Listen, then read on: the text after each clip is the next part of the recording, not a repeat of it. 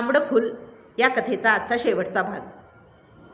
ज्या वेळेला दिवाकर पंतांच्या जावई बापूंचं पत्र येतं की तुमच्या मुलीचं वागणं चांगलं नाही, 15-20 दिवसात जर वागण्यात सुधारणा झाली नाही तर आम्ही तिला माहेरी पाठवून देऊ आणि परत नेणं किंवा माहेरीच ठेवणं हा सर्वस्वी आमचा निर्णय राहील.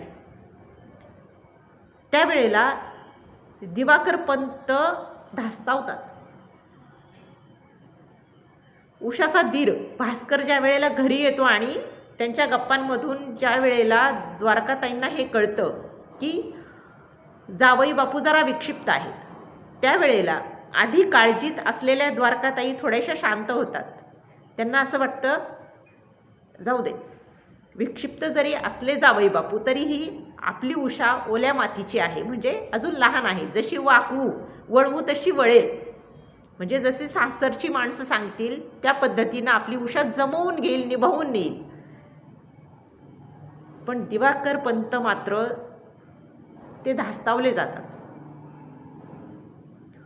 त्या उषाचं आणि तिच्या नवऱ्याचं पटेल न पटेल ह्याची त्यांना काळजी वाटते. कारण जिथं जमवून घेण्याची निभावून नेण्याची वेळ येते तिथं कुठंतरी मुळालाच धक्का लागलेला असतो. नात्यात एकदा तेढ निर्माण झाली की ते नातं संपलं. प्रपंचामध्ये कुठे असंतोषाची ठिणगी पडली म्हणजे संसार संपला. काच एकदाच तडकते, तिला पुन्हा पुन्हा तडकावं लागत नाही फुटण्यासाठी, कारण काच एकदा तडकली की फुटणं आलंच, मधला टप्पाच नाही. त्यामुळं उषाचं पटेल असं काही त्यांना वाटत नाही आणि उषा माहेरीच आली अशा आविर्भावात ते वावरायला लागतात. ते त्यांच्या बंगल्याचा प्लॅन कॅन्सल करतात, कारण उषा माहेरी येणार, मग तिला आपल्याला शिक्षण द्यावं लागेल, त्यासाठी आपल्याला पैसे खर्च करावे लागतील, त्यासाठी आपली ग्रॅच्युटी आपण ठेवली पाहिजे, ती रक्कम आपण ठेवली पाहिजे. उषाला तिच्या पायावर उभं केलंच पाहिजे. आपण बंगला बांधला तर त्या उषाच्या काळजीचा धूर सगळ्या घरात पसरेल आणि त्या घराचा आपल्याला आनंद घेता येणार नाही असं त्यांना वाटतं आणि ते ठरवून टाकतात की नाही घर नाही बांधायचं. लाकूड तोडायला बोलवून ते गुलमोहराचं जे झाड आहे तेच तोडायला सांगतात. वास्तविक ते तोडायची गरज नसते, ते नष्ट करण्याची गरज नसते, पण त्या झाडाकडे बघून, त्या झाडाच्या तांबड्या फुलांकडे बघून त्यांना ती सगळी स्वप्न आठवतात, आठवली असती म्हणून ते झाडच तोडण्याचा निर्णय घेतात. जेव्हा लाकूड तोड्या ते झाड तोडत असतो त्यावेळेला सगळ्या मागच्या पुढच्या सगळ्या स्वप्नांपासून ते लांब जातात.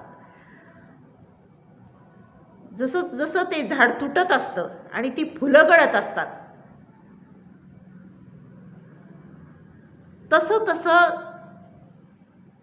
ज्या वेगानं ती फुलं पडतात तेवढ्याच वेगानं आणि वेडेपणाने ती सगळी फुलं गोळा करत असतात की जी त्यांना इतकी आवडत असतात. म्हणजे एकीकडे वडिलांचं जे स्वप्न आहे ती स्वप्न मुलाला पूर्ण करायची असतात आणि मुलीच्या दुःखामुळं त्या बापाला त्याच्या वडिलांच्या स्वप्नाला तिलांजली द्यावी लागते. अशा पेचामध्ये तो बाप सापडतो, तो मुलगा सापडतो, विष्णुपंतांचा मुलगा त्यात सापडतो आणि उषाचा बाप त्यात सापडतो. त्याची कुचंबणा होते आणि त्यांना ती फुलं एवढी आवडत असतात की त्या फुलांची जी ओढ आहे त्या ओढीला त्यांना व्यसन नाही घालता येत. ते वेड्यासारखी फुलंच गोळा करत राहतात आणि आजूबाजूचे जे लोक आहेत, लाकूड तोड्यात झाड तोडत असतो आणि दिवाकर पंत ती फुलं गोळा करत असतात आणि येताना जातानाची रस्त्याची जी लोक आहेत ती म्हणत असतात की अरे रे, किती सुंदर झाड. हे झाड आमच्या प्लॅनमध्ये जर येत असतं ना, तर आम्ही प्लॅन बदलला असता, पण झाड वाचवलं असतं. आणि वेड्यासारखे दिवाकरपंत ते फुलंच गोळा करत राहतात आणि स्वप्न विसरून जातात. आणि तिथेच ही कथा संपते. हे एक मध्यमवर्गीय माणसाच्या स्वप्नाची कथा आहे. खरं तर गुलमोहर असं या कथेचं नाव आहे, जे वपू काळे यांच्या गुलमोहर नावाच्या पुस्तकातलीच ही कथा आहे आणि गुलमोहर हेच त्या कथेचं नाव आहे. पण मला तांबडं फूल हे सुद्धा नाव खूप छान वाटलं, साजेसं वाटलं ह्या कथेला, आणि म्हणून मी तांबडं फूल या नावानं ती तुमच्या पुढे सादर केली. ह्याच अर्थाचं मध्यमवर्गीय माणसाच्या स्वप्नाविषयी अमृतवेल नावाच्या कादंबरीमध्ये वि स खांडेकरांनी एक पॅरेग्राफ दिलेला आहे. तो मला सांगायला आवडेल तुम्हाला, की माणसाचं मन हे भूतकाळाच्या साखळदंडांनी बांधून ठेवता येत नाही. त्याला भविष्यकाळाच्या गरुड पंखांचं वरदान देखील लाभलेलं असतं. एखादं स्वप्न पाहणं,